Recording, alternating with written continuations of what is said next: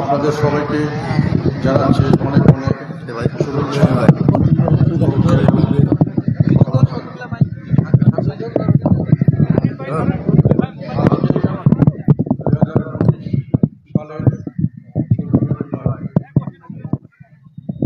2019 সালের 14 জুলাই আমাদের নেতা পল্লী বন্দ্যোপাধ্যায় ইন্তেকাল করেছেন। আল্লাহর ডাকে সাড়া দিয়ে তিনি আমাদের ছেড়ে চিরদিনের জন্য পরলোক গমন করেছেন। ইন্না লিল্লাহি ওয়া ইন্না ইলাইহি রাজিউন। আল্লাহ তাকে বেহেশত নসিব করুন, তার সমস্ত গুনাহ খাতা আল্লাহ মাফ করে দিন। আমরা আজকের দিনে এই দোয়া তার জন্য করছি।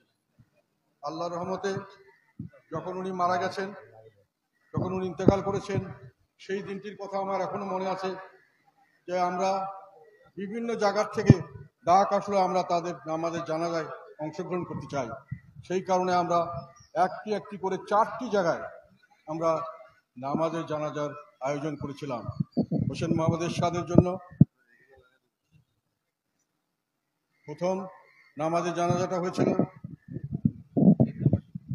ক্যান্টনমেন্টের ভিতরে, এবং সেখানে অংশগ্রহণ করেনি একসাথে লক্ষ লক্ষ মানুষের সমাগম, ধর্ম মত বর্ণ সব নির্বিশেষে, দল মত সমস্ত নির্বিশেষে, এবং আশেপাশের সমস্ত জেলা থেকে দূর দূরান্ত থেকে মানুষ এখানে এসে তার নামাজের জানাজায় অংশগ্রহণ করেছিল।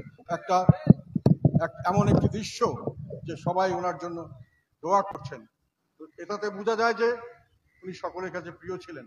আমাদের মুসলমান ধর্মে একটা কথা আছে, নামাজের জানাজা দেখে মানুষটি কেমন তোমরা বুঝতে পারবে। তখন ওনার কিছু দেওয়ার থাকে না, ওনার থেকে কারো কিছু পাওয়ার থাকে না। তারপরেও যখন দোয়ার জন্য ওনার জন্য কষ্ট করে দূর দূরান্ত থেকে মানুষ অনেক কষ্ট করে এসে ওনার নামাজে জানা যায় ওনাকে দোয়া করার জন্য হাজির হয়, তখন বুঝতে হবে ওনার স্থান মানুষের হৃদয়ের কোনখানে পৌঁছে গেছে। সেই হিসাবে উনি একটা বড় সাফল্য পেয়েছেন। কিন্তু উনি ওনার কৃতিত্ব ওনার সেটাই যে বিশাল অঙ্কের মানুষ তাকে ভালোবেসে এসে তাকে অন্তরে স্থান করে দিয়েছে, তার জন্য দোয়া করেছে। এবং অভূতপূর্ব দৃশ্য আমরা দেখেছি যখন আমরা এখানে কবরের জন্য নিয়ে এসেছি, তখন রাস্তাঘাটে মানুষকে হু হু করে কাঁদতে দেখেছি আমি। মানুষে কাঁদছে না, আমরা তার ভাই বোন কাঁদবো, এটা স্বাভাবিক। আত্মীয় স্বজন, আমরা অনেক স্মৃতি মনে পড়েছে ছোটবেলা থেকে, কিভাবে উনি আমাদের বুকে আগলে রাখতেন, কিভাবে আদর করতেন, কিভাবে আমাদেরকে বিভিন্ন সময় আমাদের আবদার পালন করতেন, আমাদের জন্য কষ্ট করেছেন, আমাদের জন্য পরিশ্রম করতেন। আমরা তো কাঁদবই।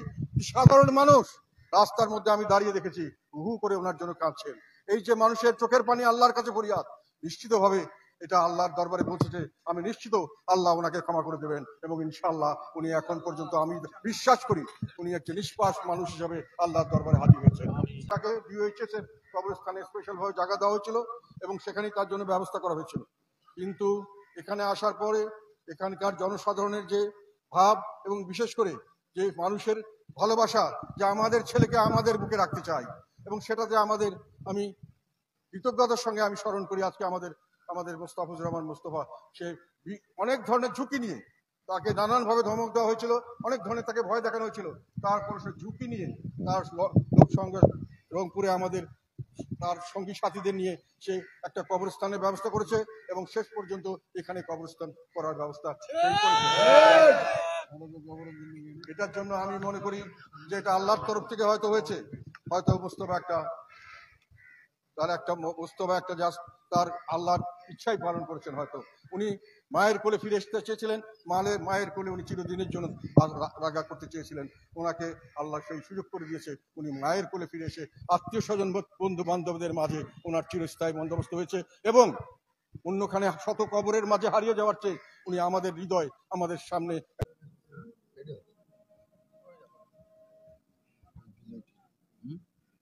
যে আমার দল আমার কথা বলবে, আমার জন্মদিন পালন করবে, আমার মৃত্যুদিন পালন করে, এবং তার মাধ্যমে তারা আমার জায়গায় কায়েমি স্বার্থবাদীদের কাছে আমাকে বিভিন্ন সময় জিম্মি হতে হয়েছে। এই জন্যই আমার তখনই মনে হয়েছে এই জাতীয় পার্টি হয়তো পচন ধরে গেছে, এইটার মৃত্যুর মুখেই চলে যাবে সামনের দিকে।